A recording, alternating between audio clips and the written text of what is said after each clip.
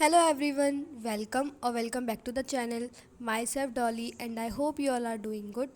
So यहाँ पे सबसे पहले मैं कर रही हूँ इंग्लिश एंड इंग्लिश में कर रही हूँ मैं द ग्लिम्पसेस ऑफ इंडिया उसका पार्ट 2 जो कि है कूर्ग। तो कूर्ग में उसकी कूर्ग की मैं वो जो एक्सप्लेनेशन वीडियो है वो ले रही हूँ एंड साथ साथ जो एनसीईआरटी से उसकी रीडिंग भी कर रही हूँ। वैसे वो एनसीईआरटी से लाइन बाय लाइन रीडिंग करा रहे थे तो फिर मैं उसके साथ साथ ही चल रही थी एंड जो पॉइंट्स वगैरह हाईलाइट करने के लिए वो सब हाईलाइट कर रही हूँ। मतलब वो क्या ड्रेसेस वगैरह पहनते हैं और उनका अरब कल्चर से क्या लेना देना है वगैरह वगैरह उन सबको मैं मार्क कर रही हूँ। तो यहाँ पे बस मैं कूर्ग की एक्सप्लेनेशन वीडियो ले रही थी। देन इसके बाद इस चैप्टर का मेरा जो लास्ट पार्ट है पार्ट 3 वो रह जाएगा एंड देन मिज़िबल द ऑटर। तो मेरे जो फर्स्ट फ्लाइट के जितने चैप्टर्स आ रहे हैं वो तो कंप्लीट हो जाएंगे। देन उसके बाद मेरी पोइट्रीज़ बचेंगी हाफ ईयरली के लिए। सो यस, तो ये थी मेरी इंग्लिश के सिलेबस की क्या कहेंगे उसे, हाँ, तो जो प्रिपरेशन चल रही है वो। एंड देन इस कोर्स को करने के बाद मुझे करना था आगे हिंदी। तो हिंदी में मैं बताती हूँ, हिंदी के पेपर में मेरी एक भी छुट्टी नहीं है। मतलब मेरा सबसे पहले 9 को एग्ज़ाम है एसएसटी का एंड देन उसके बाद 10 को मेरा डायरेक्ट हिंदी का एग्ज़ाम है 10 अक्टूबर को। एक भी छुट्टी नहीं है।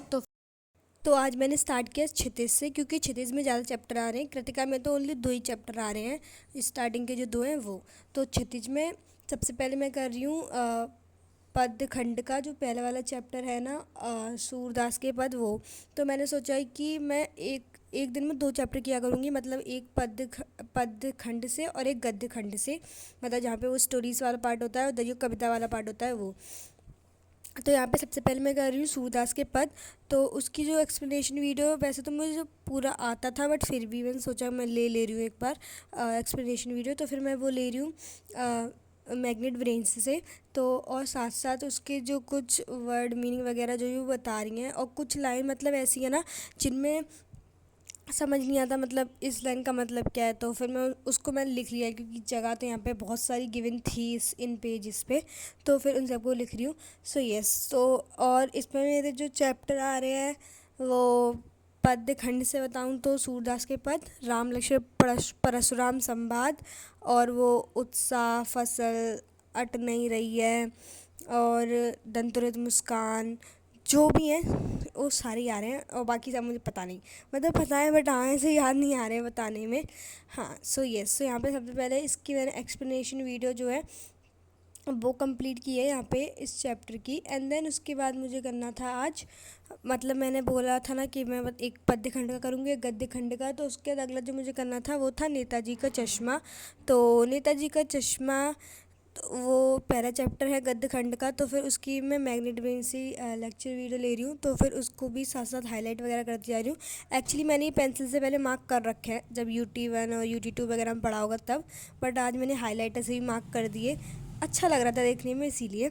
सो यस, तो यहाँ पे मैं वो जो चैप्टर है नेताजी का चश्मा उसकी एक्सप्लेनेशन वीडियो ली एंड उसके जो 1-2 इंपॉर्टेंट क्वेश्चन वगैरह थे वो भी मेरे दिमाग में आ ही गए वहाँ पे। तो फिर यस, तो हिंदी के मेरे 2 चैप्टर चलो 36 से कंप्लीट हो ही गए हैं हाफ ईयरली के लिए। एंड मेरी जो UT2 होते ना उसमें वो सारा सिलेबस आया था जो हमारा हाफ ईयरली में आने वाला है। तो फिर वैसे तो मेरी हिंदी डन ही है बट छुट्टी नहीं है ना, उस दिन कोई भी प्रिपरेशन लीव नहीं है, इसलिए मैं प्रिपेयर कर रही हूँ। ओके, सो उसके बाद मैंने वो ब्रेक लिया था। तो ब्रेक में मैंने खाए थे वो पोटैटो वाइट्स। तो वो जो पोटैटो वाइट्स थे फ्रोज़न वाले आते ना, वही वाले थे। तो फिर वो मम्मी ने बनाए थे तो फिर मैंने वो खाए थे। एंड देन उसके बाद आज मुझे फाइनली कंप्लीट कर रही हूँ मैं जो मेटल्स एंड नॉन मेटल्स है ना उसकी जो एक्टिविटीज़ वगैरह है ना उनको। मतलब उस वैसे तो इसमें सारी एक्टिविटीज़ जो मेटल्स एंड नॉन मेटल्स की प्रॉपर्टीज़ हैं उसी से रिलेटेड है। बस लास्ट के कुछ 3.8 से लेकर 3.14 तक थोड़ी अलग है, बाकी की स्टार्टिंग की तो जो भी है वो सब उसी से रिलेटेड है मेटल्स एंड नॉन मेटल्स की प्रॉपर्टीज़ से। सो यस, सो यहाँ पे मैंने उनकी जो ऑब्जर्वेशन वगैरह है वो सब लिखी। एंड इसमें इतना लिखने वाला पार्ट इस चैप्टर में वैसे था नहीं एक्टिविटीज़ में, कंपेयर करो दूसरे पुराने 2 चैप्टर से। तो हाँ, उनमें रिएक्शन वगैरह के बारे में ज़्यादा लिखने को था।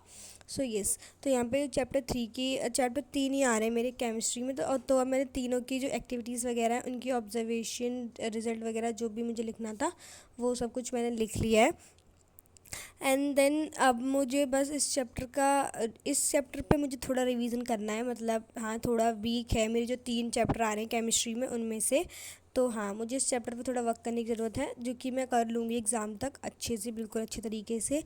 एंड मुझे ये समझ नहीं आ रहा कि मैं PYQ कहाँ से करूँ, मतलब वैसे कोई केमिस्ट्री की बुक तो मेरे पास वैसे है एक, बट मैं उससे करूँ या किसी वेबसाइट वगैरह से करूँ, तो ये मुझे समझ नहीं आ रहा। बट मैं देखती हूँ कि कहाँ से करती हूँ मैं उसे।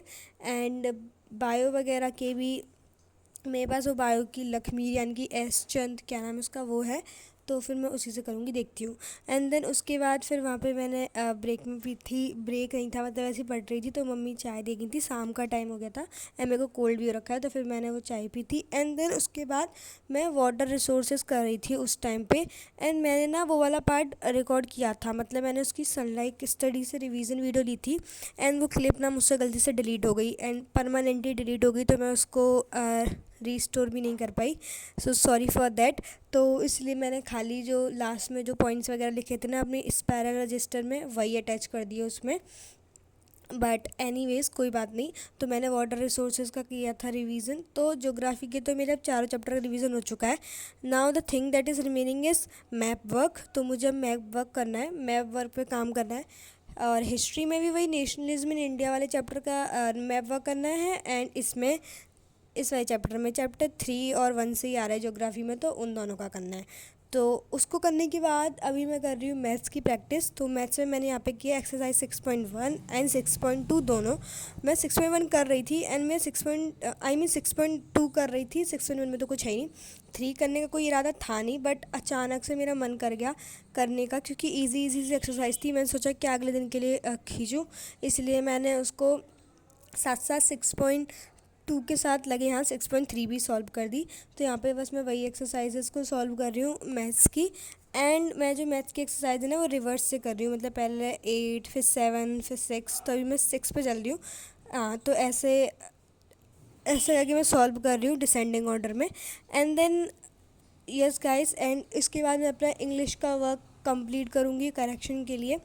तो उसमें the making of a scientist के कुछ नोट्स वगैरह बनाने को मैम ने कही है, क्योंकि उसमें बहुत ज़्यादा अवार्ड्स वगैरह मिले हैं ना उसको, रिचार्ड ए ब्राइट को, तो वो सब कुछ लिखने हैं।